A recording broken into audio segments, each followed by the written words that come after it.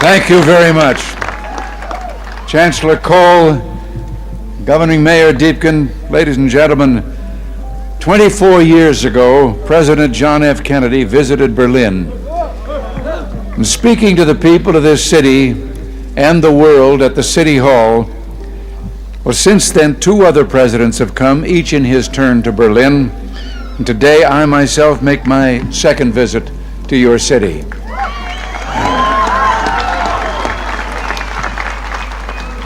We come to Berlin, we American presidents, because it's our duty to speak in this place of freedom. But I must confess, we're drawn here by other things as well, by the feeling of history in this city, more than 500 years older than our own nation, by the beauty of the Grunwald and the Tiergarten, most of all, by your courage and determination.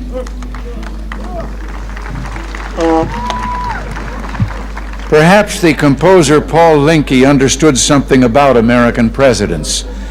You see, like so many presidents before me, I come here today because wherever I go, whatever I do, ich hab noch keinen Koffer in Berlin.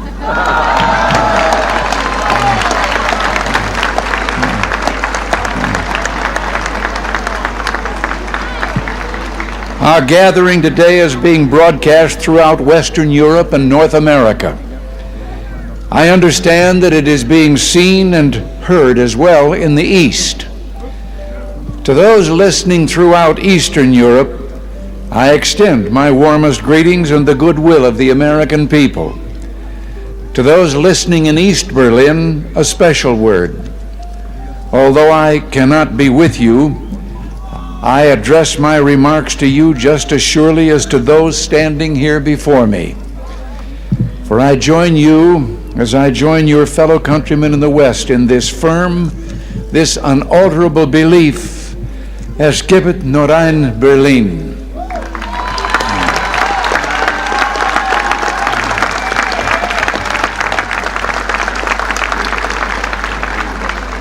Behind me stands a wall that encircles the free sectors of this city, part of a vast system of barriers that divides the entire continent of Europe.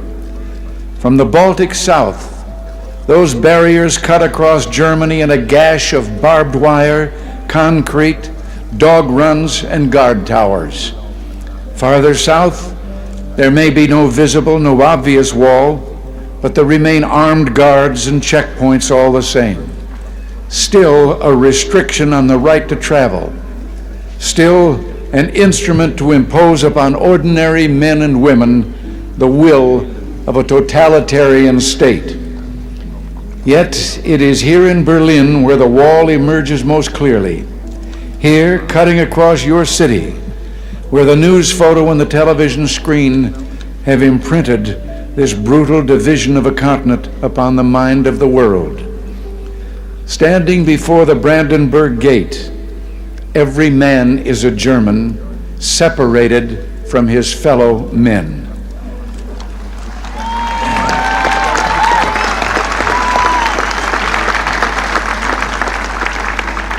Every man is a Berliner, forced to look upon a scar. President von Weizsäcker has said the German question is open as long as the Brandenburg Gate is closed.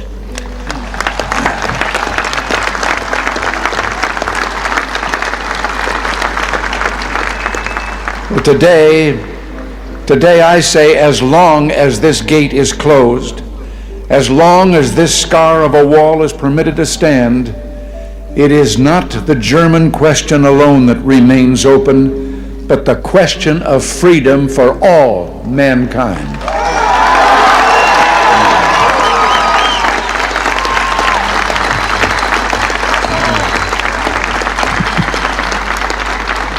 Yet, I do not come here to lament, for I find in Berlin a message of hope, even in the shadow of this wall, a message of triumph.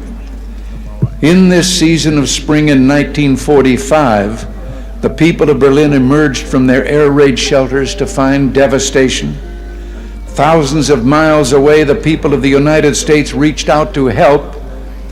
And in 1947, Secretary of State, as you've been told, George Marshall, announced the creation of what would become known as the Marshall Plan.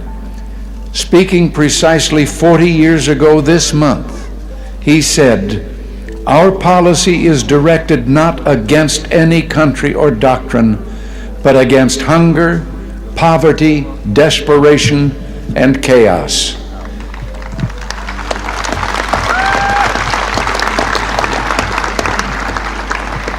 In the Reichstag a few moments ago, I saw a display commemorating this 40th anniversary of the Marshall Plan.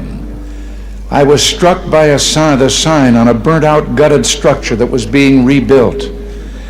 I understand that Berliners of my own generation can remember seeing signs like it dotted throughout the western sectors of the city. The sign read simply, "The Marshall Plan is helping here to strengthen the free world." A strong free world in the West, that dream became real. Japan rose from ruin to become an economic giant. Italy, France, Belgium, virtually every nation in Western Europe saw political and economic rebirth. The European Community was founded. In West Germany and here in Berlin, there took place an economic miracle. The Wirtschaftswunder. Adenauer, Erhard, Reuter, and other leaders understood the practical importance of liberty, that just as truth can flourish only when the journalist is given freedom of speech, so prosperity can come about only when the farmer and businessman enjoy economic freedom. The German leaders reduced tariffs, expanded free trade, lowered taxes. From 1950 to 1960 alone, the standard of living in West Germany and Berlin doubled. Where 4 decades ago there was rubble, today in West Berlin there is the greatest industrial output of any city in Germany. Busy office blocks, fine homes and apartments, proud avenues and the spreading lawns of parkland. Where a city's culture seemed to have been destroyed, today there are 2 great universities, orchestras and an opera, countless theaters and museums. Where there was want, today there's abundance, food, clothing, automobiles, the wonderful goods of the Kudamm.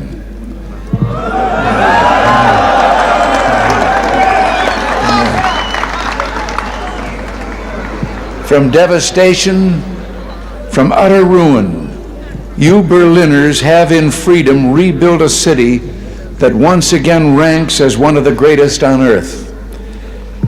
And the Soviets may have had other plans, but my friends, there were a few things the Soviets didn't count on. Berliner Herz, Berliner Humor, ja und Berliner Schnauzer.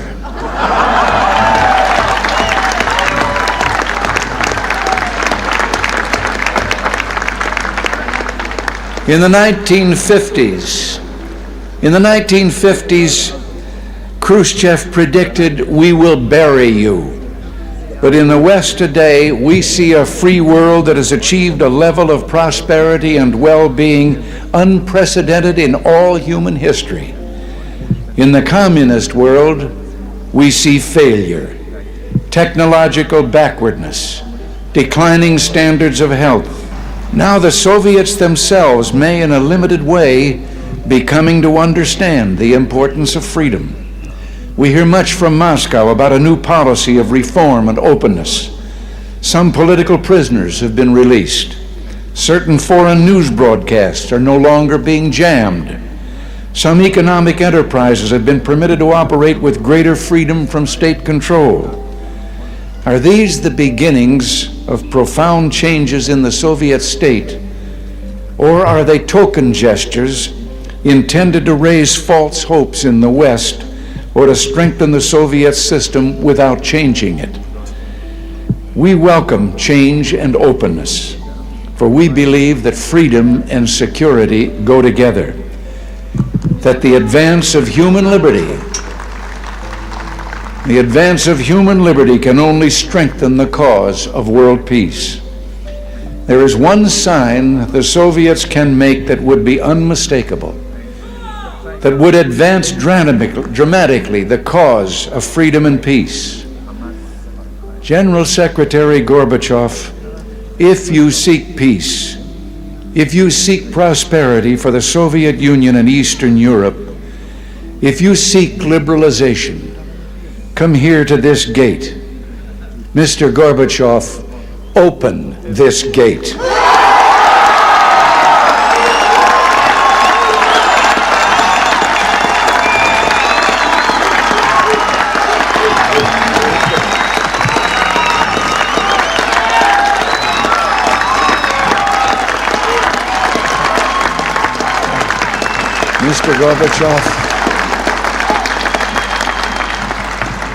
Mr. Gorbachev, tear down this wall.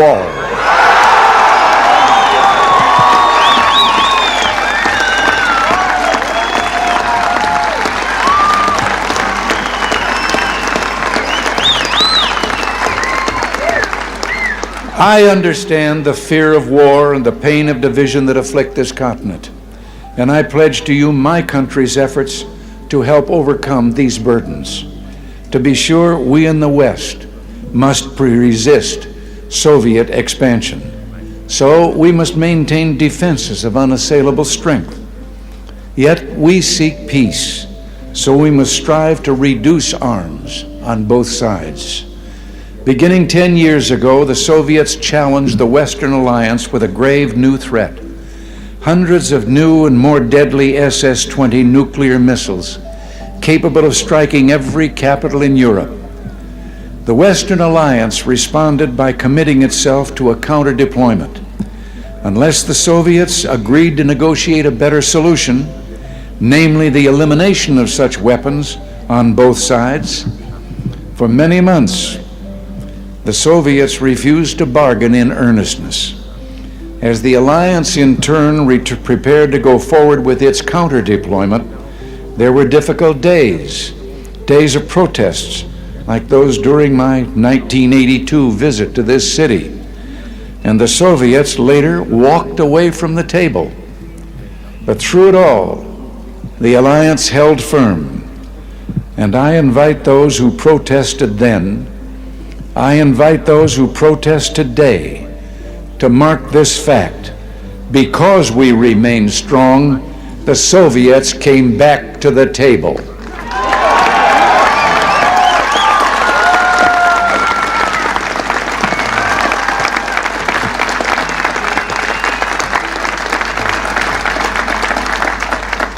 Because we remain strong today, we have within reach the possibility not merely of limiting the growth of arms, but of eliminating for the first time an entire class of nuclear weapons from the face of the earth.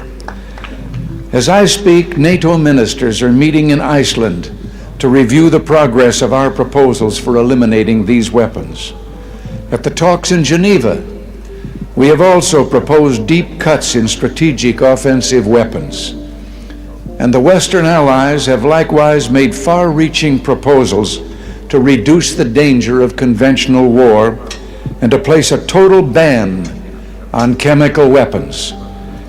While we pursue these arms reductions, I pledge to you that we will maintain the capacity to deter Soviet aggression at any level at which it might occur.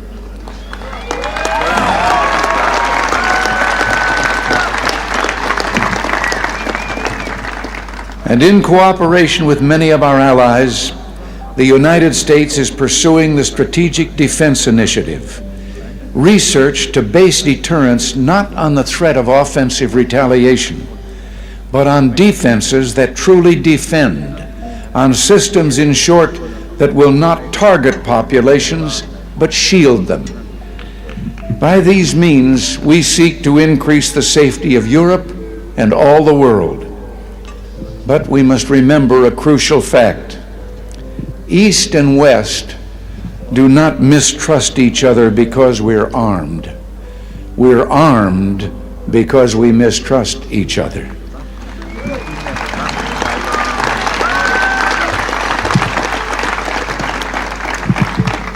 And our differences are not about weapons, but about liberty. When President Kennedy spoke at the City Hall those 24 years ago, freedom was encircled. Berlin was under siege. And today, despite all the pressures upon this city, Berlin stands secure in its liberty, and freedom itself is transforming the globe. In the Philippines, in South and Central America, democracy has been given a rebirth.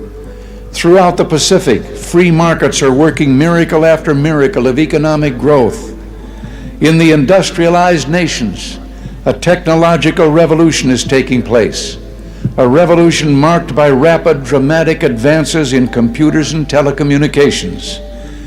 In Europe, only one nation, and those it controls, refuse to join the community of freedom.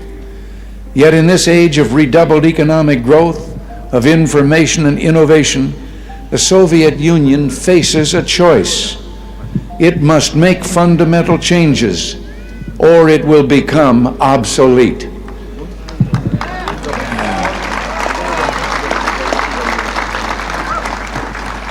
Today, thus represents a moment of hope. We in the West stand ready to cooperate with the East to promote true openness, to break down barriers that separate people, to create a safer, freer world. And surely there is no better place than Berlin, the meeting place of East and West, to make a start.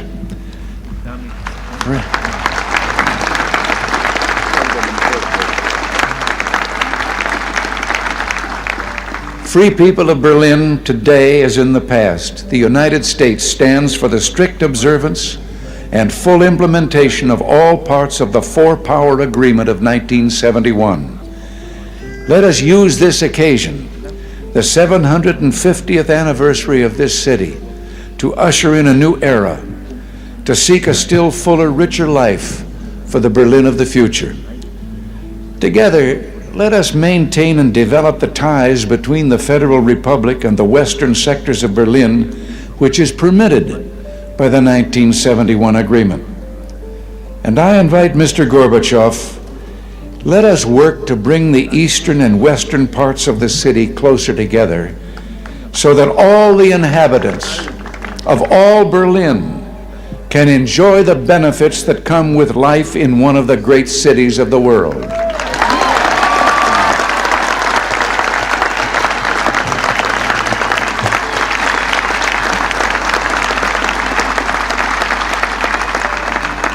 To open Berlin still further to all Europe, East and West, let us expand the vital air access to this city, finding ways of making commercial air service to Berlin more convenient, more comfortable, and more economical. We look to the day when West Berlin can become one of the chief aviation hubs in all Central Europe. With our French and British partners, the United States is prepared to help bring international meetings to Berlin. It would be only fitting for Berlin to serve as the site of United Nations meetings, or world conferences on human rights and arms control, or other issues that call for international cooperation.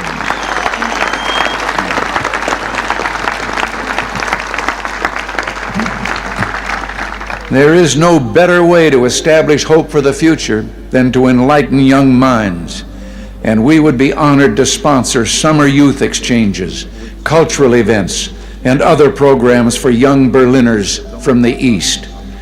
Our French and British friends, I'm certain, will do the same. And it's my hope that an authority can be found in East Berlin to sponsor visits from young people of the Western sectors.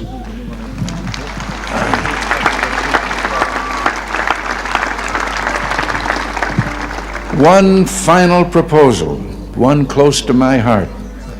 Sport represents a source of enjoyment and ennoblement. And you may have noted that the Republic of Korea, South Korea, has offered to permit certain events of the 1988 Olympics to take place in the North. International sports competitions of all kinds could take place in both parts of this city.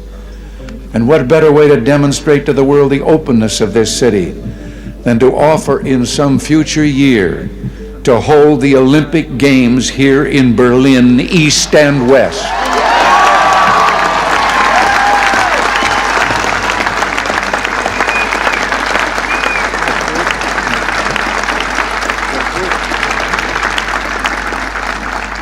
In these 4 decades, as I have said, you Berliners have built a great city. You've done so in spite of threats, the Soviet attempts to impose the Eastmark, the blockade. Today, the city thrives in spite of the challenges implicit in the very presence of this wall. What keeps you here? Certainly there's a great deal to be said for your fortitude, for your defiant courage, but I believe there's something deeper, something that involves Berlin's whole look and feel and way of life, not mere sentiment.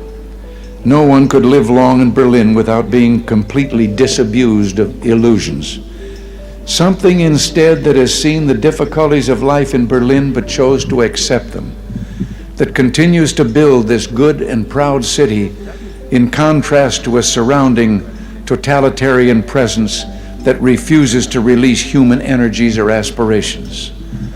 Something that speaks with a powerful voice of affirmation, that says yes to this city, yes to the future, yes to freedom. In a word, I would submit that what keeps you in Berlin is love.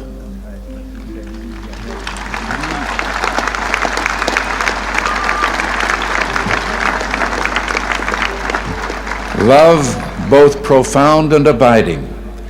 Perhaps this gets to the root of the matter, to the most fundamental distinction of all between East and West. The totalitarian world produces backwardness because it does such violence to the spirit, thwarting the human impulse to create, to enjoy, to worship. The totalitarian world finds even symbols of love and of worship an affront. Years ago, before the East Germans began rebuilding their churches, they erected a secular structure, the television tower at Alexanderplatz. Virtually ever since, the authorities have been working to correct what they view as the tower's one major flaw, treating the glass sphere at the top with paints and chemicals of every kind. Yet even today, when the sun strikes that sphere that towers over all Berlin, the light makes the sign of the cross.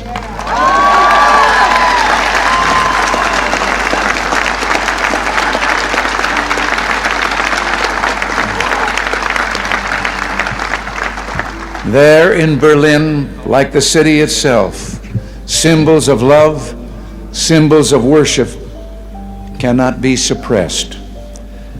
As I looked out a moment ago from the Reichstag, that embodiment of German unity, I noticed words crudely spray-painted upon the wall, perhaps by a young Berliner. Quote, "This wall will fall, beliefs become reality."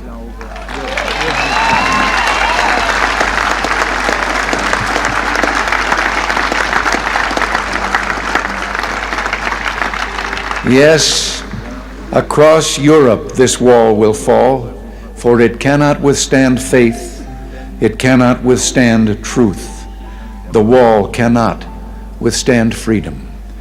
And I would like, before I close, to say one word. I have read and I have been questioned since I've been here about certain demonstrations against my coming. And I would like to say just one thing, and to those who demonstrate so. I wonder if they have ever asked themselves that if they should have the kind of government they apparently seek, no one would ever be able to do what they're doing again.